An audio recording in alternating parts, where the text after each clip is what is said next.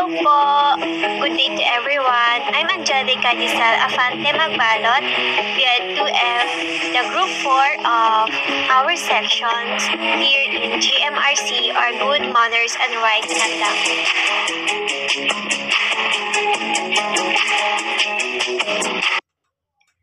Our values define ourselves. Perfect life cannot be found in wealth, for wealth can be taken away. Not in beauty, for beauty is not permanent. Not in popularity, for I believe that people can be forgotten too. And not also in intelligent because it doesn't make us a higher creation of God. But a perfect life can be found in contentment for what you have, for all the things that you have, for all the persons that you have, your family, friends, classmates, instructors or teachers, and also to our God who gave us everything to us. And now, let me discuss or let me start our discussion about analysis of values education approach. Isa-isahin po namin yan and magkakaroon po tayo ng deep understanding kung ano nga ba ang nasa loob ng values education approach. And sisimulan ko na po sa values. Now, ito po yung slides po namin that presents all over our topic na about analysis of values and values education approach. So yan. Values. Values are defined in literature as everything from eternal ideas to behavioral actions. As used here, values refer for criteria for determining levels of goodness, worthy, and beauty. Ito po yung mga katangian o pag-uugali na mayroon ang isang tao. Sabi nila, kung ano ang puno, siya rin ang bunga. Pero, di ba, alam naman natin na nature na o parang nature na ng mga tao ang maghusga or mag-judge. We judge the book by its cover, which is wrong. Another scenario po, kung makikita mong maliit yung tao, like me, I am a small statue in personal. Lagi po nilang minamaliit, yung mga tahimik, yung mga hindi palakibo, minamaliit na ng ibang tao. Diyan po kayo or diyan po sila nagkakamali. Why? Because dahil ang bawat maliliit po na tao ay may tinatagong kakayahan yan. That is value. Hindi mo lang siya makikita outside pero makikita mo siya inside. Values always give the opportunity for a new conversation with people and hence the ultimate success in life. If someone talks to you badly, then still, don't talk to him in the same way. Always talk to him in your own way, positive way of behaving to give the chance to change. And that is value. But let's have a deep discussion pa about this, our next slides. So yan. Actually, this is the topic of Rosemary Fajardo, but dahil tapos na po siya mag-discuss, i-discuss ko pa rin ito para po malaman ang overall or what is the content of our topic. So, it is a student-centered na na-explain na lahat ni Ate Rosemary noong discussion natin sa BED 2F. I just want to add an info. Sabi nga nila, collaboration is the key. Learning at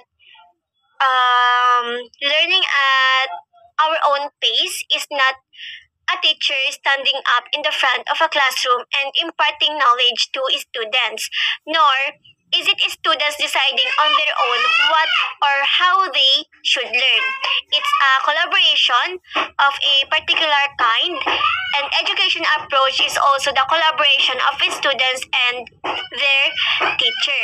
Kumbaga sa pagkain natin, yung kanin ay ang guro at yung ulam ay mga estudyante tayo. Dahil 'di ba, hindi natin kaya na iisa lang ang ang papasok sa atin. Kailangan natin ng kanin na may kasamang ulam para mas masarap pa yung pagkain natin or yung kain natin. When it comes to our life kasi, hindi tayo independent sa pag-aaral man yan, sa business, sa career, or kahit saan yan. We need everyone. Sabi nga nila, no man is an island. And we need a teacher na tayo in the future na magtuturo sa atin at ilalagay sa next home run natin or level ng buhay natin. We are relational beings and I believe in that. Wherein alone, we are sufficient. That's why we need education approach na siyang magsisilbing stepping stone natin sa buhay patungo sa ating mga pangarap. You must also have your own analysis of what you have discovered about your topic. Ang analysis po, tulad po sabi sa aming slide, ito at breaking something down into various elements and then asking critical thinking questions gaya ng bakit or why and how o paano in order to reach some conclusion of your own. So according to our slide, values education is an explicit attempt to teach about values and or valuing or pagpapahalaga. Hindi ka magtuturo dito kung ano-ano, pero dito ka na magtuturo ng mga bagay na may kahalagahan. Sa English, ito po yung importance, how you give significant or value to one thing. From the medieval Latin na importante means to carry. From Superka, Arends, and Hedstrom noong 1976, sinabi nila na there are 5 basic approaches to values education. These are the inculcation, moral development, analysis, values clarification, and action learning. So yan, the approach emphasizes rational thinking and reasoning dahil ang buhay natin ay punong-puno ng thinking or pag-iisip, di ba, sa bawat bagay po or sa bawat tao, ni pati hayop or lugar ay merong emphasizes. Meron sa kanila ang nag-emphasize o nagpapakilala ng kanilang sarili. Halimbawa ako, for me, my cheeks or yung pisngi ko emphasizes me, pero pinagmamalaki ko po ito for I am comfortable with it. The approach like education have an emphasizes too. So merong dalawang matter na nag-emphasize sa approach na ito. The first one is rational thinking and second one is reasoning. Sa rational thinking po muna tayo. Yung salitang rational, it is something that makes sense or that could be based in fact or someone who behaves and think logically. Masasabi kang rational kapag nagsasorry ka kaagad. Ay, sorry po. Kasi alam mong makitungo or alam mong mag-sorry ka agad kapag may hindi na pagkakaintindihan at inaamin na niya yung kasalanan niya na nakasalanan niya ito. In short, may initiative siya. Isa pa ay tumutulong ka without expecting anything in return. For me, rational thinking po ay isang process. Why? Because solutions to significant problems facing modern society demand widespread qualitative improvement in thinking and understanding. We need a breakthrough in the quality of thinking employed by both decision makers and by each of us in our daily affairs. And ang rational po ay pag-iisip or thinking ay ang abilidad po ng isang tao, ability po natin to consider the relevant variables of a situation and to access, organize, and analyze relevant information gaya ng facts, opinions, judgments, data, and etc. to arrive at a sound conclusion. Para rin po sa akin, ang rational thinking po ay series ng steps. Why? Kasi much of what we do in our everyday life involves a process or a series of actionable, repeatable steps that can be performed para po ma-accomplish natin yung mga desired goal natin. Halimbawa na lang sa pag-bake, di ba? Sa pagsusulat ng expository essay. Dito, pumapasok si rational thinking. Ito po yung ability natin to think with logic and reasons. It allows the mind ahead to breathe some fresh air and keeps the logical reasoning of the brain unaffected. Hindi ito basta-basta nag-iisip. Kaya sa mga anak po natin or sa mga anak nyo, i-practice nyo po sila kung paano mag-isip or paano magkaroon ng rational thinking kasi if a child learns to think rationally at tender age, it also becomes capable of voicing his or her opinions more confidently. Kasi, sure na at pagiging rational thinking kasi, hindi kanya ito ililid sa mali, kundi sa tamang direction. Then, pangalawa, ay yung reasoning. Ang reasoning po ay alam mo i-defend o patunayan. It is a logical or thoughtful way of thinking. Example na lang, if yung teacher mo explains the reasoning behind his classroom rules, he makes it clear exactly, walang paikot-ikot, and how he came up with them. And kung hindi ako nagkakamali, based sa pagkakaalam ko, ayon po kay Aristotle, merong klase ang reasoning na under ng approach emphasizes. Ito po yung deduction reasoning that uses formal logic and observations to prove a theory or hypothesis. Inductive reasoning, analytical reasoning, abductive reasoning, cause and effect reasoning, and that's it. Reasoning is a generation or evaluation of claims in relation to their supporting arguments and evidence. Our ability to reason has a fundamental impact on one's ability to learn from new information and experiences because reasoning skills determine how people comprehend, evaluate, accept claims, and arguments. Ito po yung dalawang methods that approach or the values education approach emphasizes. The purpose of analysis approach first is to help student logical thinking. Magagamit na at mahahasa ang pag-iisip natin. Ang logical po ay maayos na pamamaraan, hindi yung mauuna ang nasa body before conclusion, hindi mauuna ang conclusion back to introduction.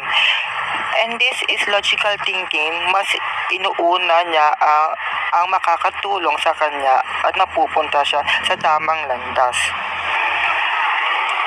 The process of scientific investigation in dealing with various issues. Ang scientific method o scientific investigation is a procedure consisting of a series of steps with the goal of problem solving and information gathering. It begins with recognition of a problem and a clear, elaborate or description of the problem itself. So, students are urged to provide verifiable facts about the correctness or value of the topics or issues under investigation. In short po, isa lang po ang adhikain natin. Kahit sa ang aspekto man yan ng ating buhay, ito po yung truth. Ang truth po in metaphysics, these are the property of sentences, assertions, beliefs, thoughts, or propositions that are said in ordinary discourse to agree with the fact or to state what is the case. Diba? Halos lahat po sa atin, ang gusto ay ang tama, ang karunungan, at lalong-lalo na ang katotohanan, except na lang sa mga kontrabida. Pero in the end, laging si kaalaman po ang nangingibabaw. Halimbawa, ngayon, ginagawa mo best mo, pero meron kang teacher na hindi kapet. Pero in the end po, wag po kayo mag-alala.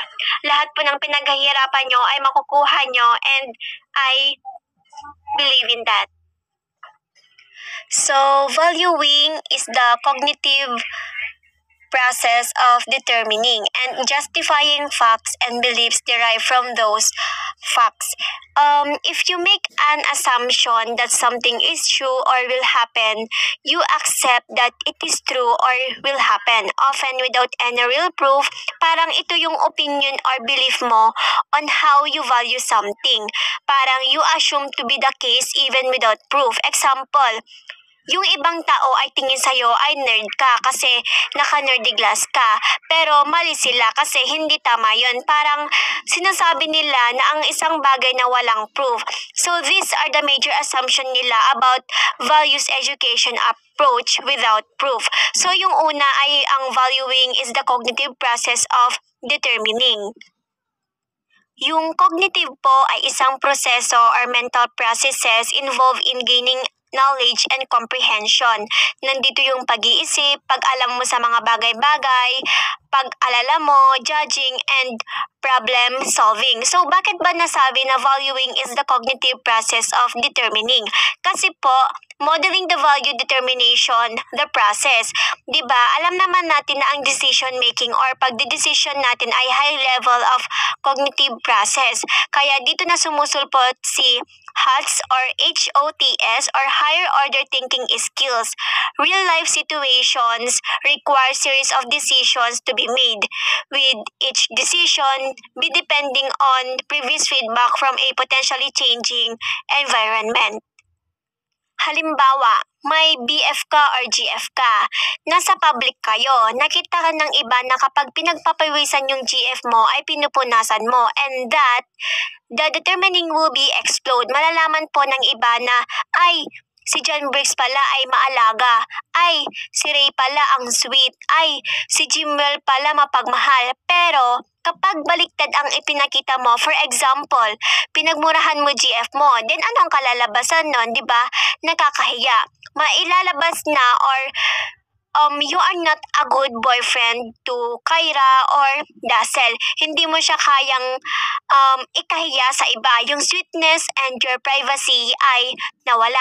And I just want to add an info. Napapansin ko kasi mostly sa mga kaklase ko na they are broken, pinagpalit, iniwan, umiiyak sila, yung BF nila iniwan or niloko siya. Then I just want to advise some man or boys to us that we need to treasure a girl or a woman rather. Kahit ngayon uso ang agawan or lokohan, but ang mga babae po ay dapat ingatan. Una, they will not let any man hurt you. Sino po agree sa akin, di ba? Most of you. Di ba? Ayaw nyo sila nakikipag-away sa iba kasi pinoprotect nyo sila. Then number 2, you can share all the details of your life kahit confidential yan. They are also in contact with you. Ni pati pagligo, tinatanong. Ni pati kumain ka na ba, natulog ka na ba, nagmerienda ka na ba, ay tinatanong. They always have fun. They discuss intimate details without holding back you, and you cannot escape this one, mga boys. They are so open and comfortable with you. They call out on you when you are in thinking crap. They are an integral part of you love story, and lastly, they are family. Even more than that, they are your sisters, ate mo, ading mo, from another mister, and in this roller coaster of emotions and circumstances called life, they also have your back. Kaya, pahalagahan po natin ang mga babae. Okay lang mapaiyak sila, basta wag iwan. Then, let's move on to our topic. Bullet number 2. Justifying facts and beliefs derived from those facts. People confuse belief with fact. May naririnig ako na ginagamit nila ang fact, dapat belief naman yon. Yung or itong dalawang po ito ay involve some concept of truth or yung katotohanan. But belief o yung paniniwala po ay does not really hint at whether something has been proven or not. This is because belief is often related to another concept. Halimbawa, ang fact po kasi ay verifiable. Malalaman mong tama ito kapag nag-search ka ng evidence. Example, yung World War II ay nag-end noong 1945. Pero yung beliefs po ay conviction based on cultural or personal faith, morality, or values. Halimbawa, bawal maligo tuwing mahal na araw. Bawal maglinis tuwing gabi or magwalis tuwing gabi kasi lalabas daw ang swerte. Justifying facts and beliefs derive from those facts. Why? Kasi sa bawat facts, beliefs, opinions, or prejudices, may isa lamang po yan na tinatamaan. And what it is? These are the faith that we have. Kung wala ka pong paninindigan, wala kang tiwala, at wala kang pananampalataya, those facts, beliefs, opinions would be nothing. Let me give you a scenario. Kung wala ka pong paninindigan, useless po ito. It would mean nothing. Gaya sa school. Yes, matalino ka. Yes, maganda ka. Yes, you are talented at halos lahat ay nasa iyo na. Pero, if wala kang manner, daig ka pa ng may magagandang ugali. Sabi nga, better good manners than good looks. Kapag may maganda kang pag-uugali, dito malalaman kung sino ka nga ba talaga. I'm just doubting nagkaroon ako ng misconception. May narinig kasi ako noon at maraming beses ko nang narinig. Sabi niya, lahat ng tao ay may tinatagong baho. No, wag po kayo maniwala doon. Sabi nga 'di ba, tayo po ang gumagawa ng direction natin. Yes, meron siguro pero wag lahatin dahil naniniwala ako na may kabutihan pa rin ang nananaig sa bawat isa. Yan, dapat be yourself lang. Wag nating i-down yung iba, wag paganahin si crab mentality, and so on and so forth na makakatulak sa atin papunta sa maling direction. And now, ating alamin kung ano nga ba ang pagkakaiba ng facts or opinion. Kanina, facts and beliefs yung pinagkumpara natin. Ngayon naman, ang facts and opinions naman tayo. Ang facts po, tulad ng sabi ko, ito po ay verifiable. Halimbawa, itong mundo ay bilog or round. It is something that is true or something that has occurred or has been proven correct. Samantalang ang opinion po, ito po yung judgment mo, yung viewpoint mo, your statement that is not conclusive. Based lang ito sa pansarili mo, kung ano ang pinaniniwalaan mo. Halimbawa, sinabi mong purple is the best color. Nag-base ka sa kakayahan mo or paniniwala mo. Then another example pa, mag-base tayo sa values education approach. Let me say the word love. Sa iba po, ang love po is love is blind, love is like a rosary, but meron po tayong kanya-kanyang description about love, but the true meaning of love, and this is a fact, is the word sacrifice. Why? Because according to my research, the true meaning of love is sacrifice. You have to give things up if you want to be with the one you love. Gaya ni Jesus, He sacrificed Himself to us, and that is the difference between facts and opinions. So this approach concentrates primarily on social values rather than on personal moral dilemmas presented in the moral development approach. Yes, social and personal is contradict. What I mean is magkaiba po sila or they are different. Halimbawa na lang sa social values, sa business or mga negosyo. I think si Ate Sheila Iglamo, Ate Alia Kalika, Ate Rosemary Iglamo ay mga negosyante na rin na gaya ko. Kailangan nila ang social values to maintain the relationships with their employees. Siyempre, kailangan nila i-market or i-advertise yun para lumago ito. Then, punta tayo po sa personal. When it says na personal, dito pumapasok si individual, particular, private, and anything. While dilemma is a tough choice when you're in a difficult situation and each option looks equally bad, you're in dilemma. Halimbawa, and that is the difference of social values and personal dilemmas. Pwede mo ito or dito ka mag-concentrate sa moral development approach through childhood. Ang morality kasi ay nagde-develop across a lifetime and is influenced by an individual's experiences and behavior when faced with moral issues and through different periods physical and cognitive development. Diba, pansin nyo, ang dami na natin pagkakamali, pero dahil doon, mas lumalakas tayo. Nakakaapekto ang bawat isa sa pag-grow ng isang bata o tao. Kaya, lagi po natin tandaan itong aming diniscuss na ito, ang makakapagturo sa inyo sa mali ay hindi po ito makakapagturo sa inyo sa mali, kundi sa tama. So, the rationalists, based on reasoning, or empiricists, based on experience, views of human nature seem to provide the philosophical basis for this approach. Kapag sinabing, ay, si Chris Marlowe ay rationalist na tao, ay si Wilmina ay isang rationalist na tao, ay si Monica isang rationalist na tao. Kapag sinabi pong rationalist, ito po ay ang mga taong may paniniwala, paninindigan, or nagbe-base sa kanila based on reason and logic rather than emotion or religion. Halimbawa, di ba, may mga paniniwala tayo. Sorry, maingay. Example, naniniwala ka na ang tao ay gawa or galing sa unggoy. Rationalism is the practice of only believing what is based on reason. Reliance on the reason as the best guide for belief and action. So, ang rationalism po distinguishes between empirical knowledge, especially na yung mga knowledge that arises through experience, and a prior knowledge, especially knowledge that is prior to experience, and that arises through reason. Samantalang po yung empirical knowledge ay nakadepende po sa upon our senses that the rationalist waits no time to demonstrate are unreliable.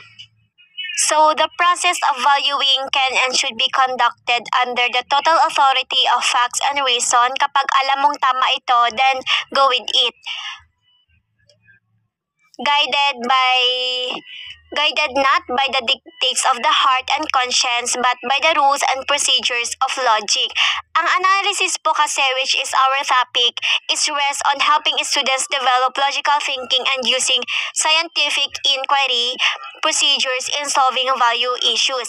Through our individual conscience, we become aware of our deeply held moral principles.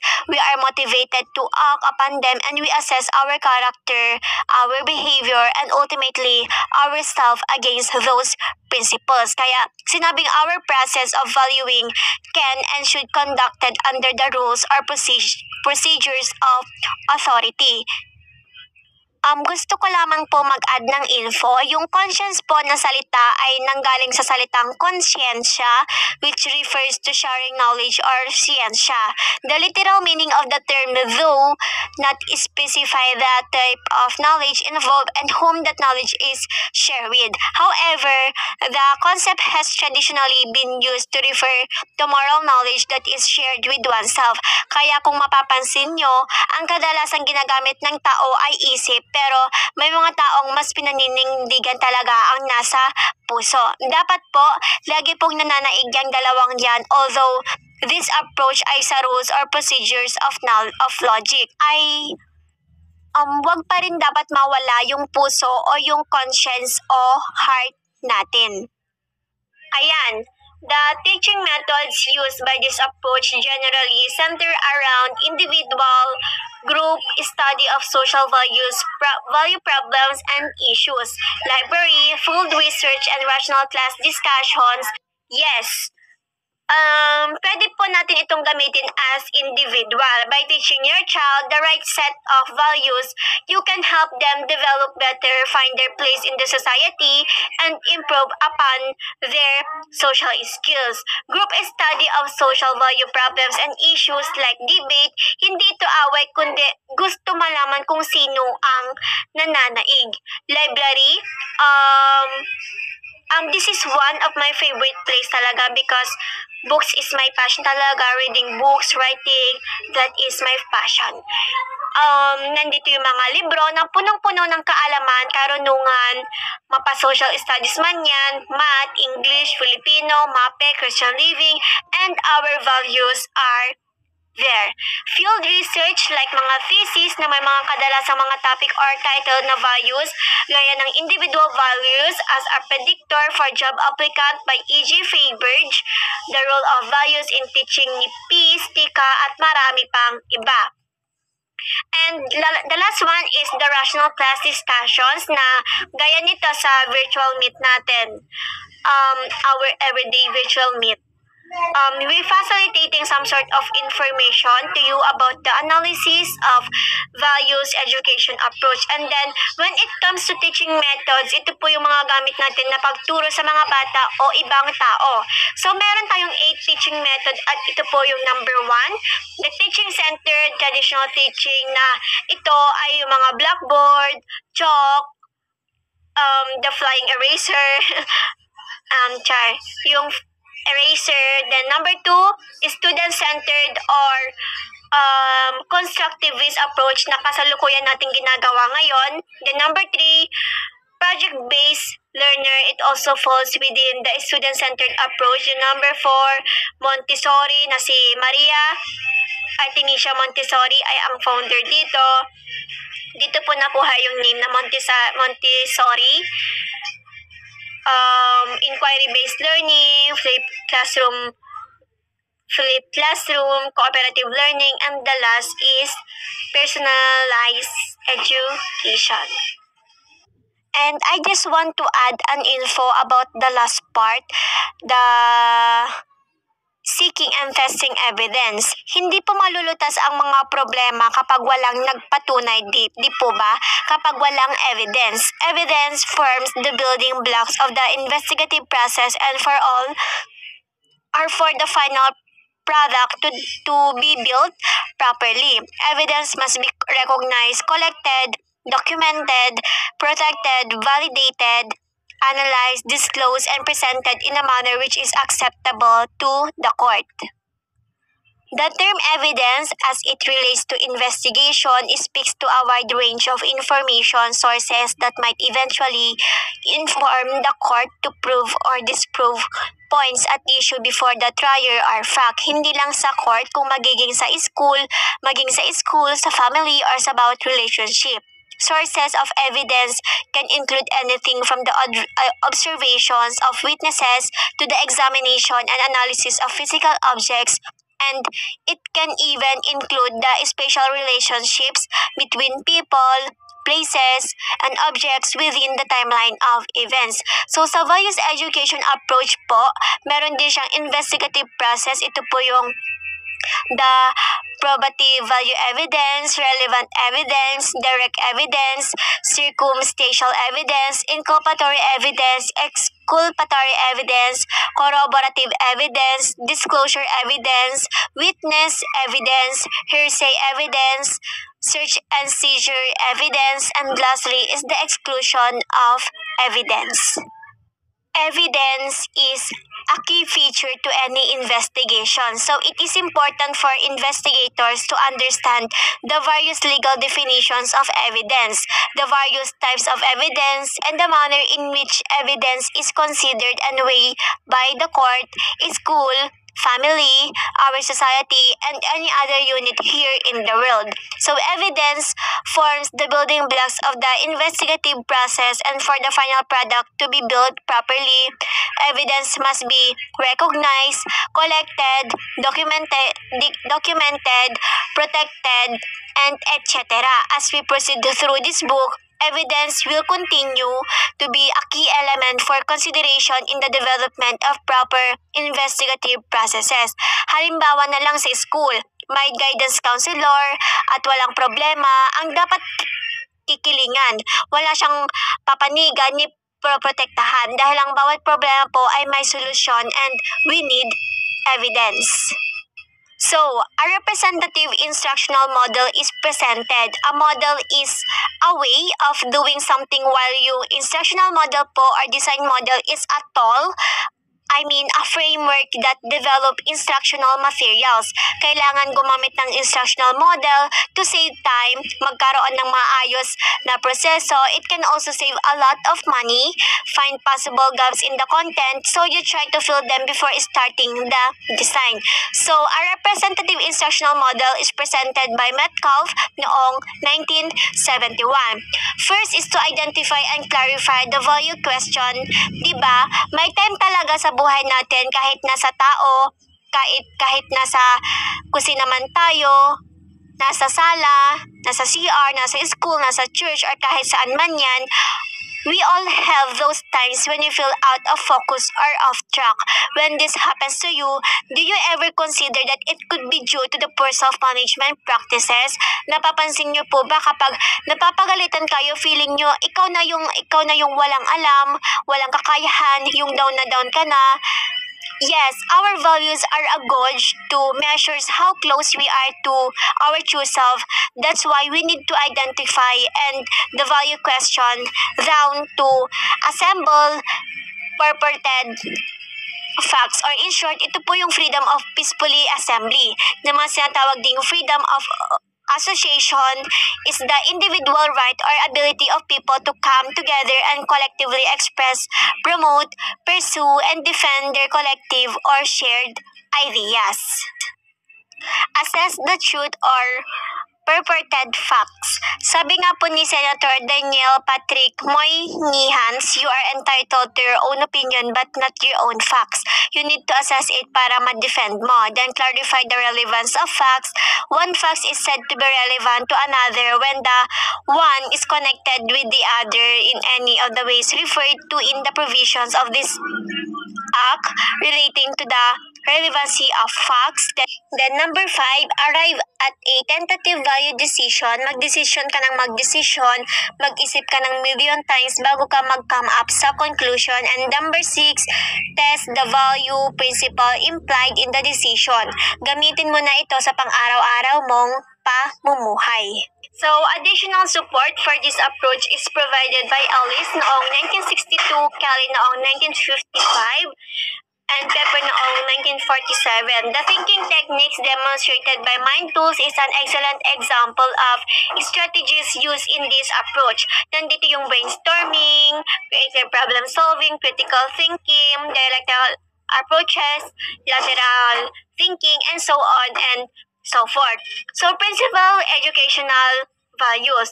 Values education covers various topics related to citizenship and ethics, including yung empathy, equal opportunities, respect for the environment, care for health, critical thinking, and so on and so forth. So let's go on for the empathy muna. By putting ourselves in others people's shoes, both cognitively and emotionally, we improve our ability to resolve conflicts and understand others' opinions. Dapat alam din nating makiramdam ng ibang tao bago tayo magbitaw ng mga salita or gumawa ng mga bagay-bagay. Equal opportunities. The principle that we are all equal is one of the pillars of democracy, and moreover, it fosters social inclusion and community life. At ang respect po for the environment values, education makes us aware of the consequences of our actions on the planet and instills in us a respect for nature. Sabi nga nila, respect begets respect. Kung ano ang ginawa natin, yun po ang babalik sa atin. Kung ano ang itinanim mo, iyon po ang aanihin mo. Care for health. We need to minimize health risks by encouraging the right attitudes and tackling health education from a dynamic, personal, collective point of view. Napakahalaga po ng mental health, kaya take time to rest din para po hindi po natin ma-abuse yung mental or psychological aspect natin. And critical thinking po, this way of thinking makes us more analytical and observant. Teaches us to recognize quality information and help us to solve problems. Gaya po sa laro namin, yung Squid Game po na pinalaro po namin, last discussion po namin, kailangan po nating mag-isip or kailangan po nating mag-think muna before we click. Again, we are the Group 4 na tumalakay po tungkol sa analysis of values education approach at kami po ay naniniwalang open your arms to change but don't let go of your values dahil ang naglalarawan sa atin at ito'y kumikilala sa atin sa bawat pagkataon natin. Our values define ourselves. Thank you po!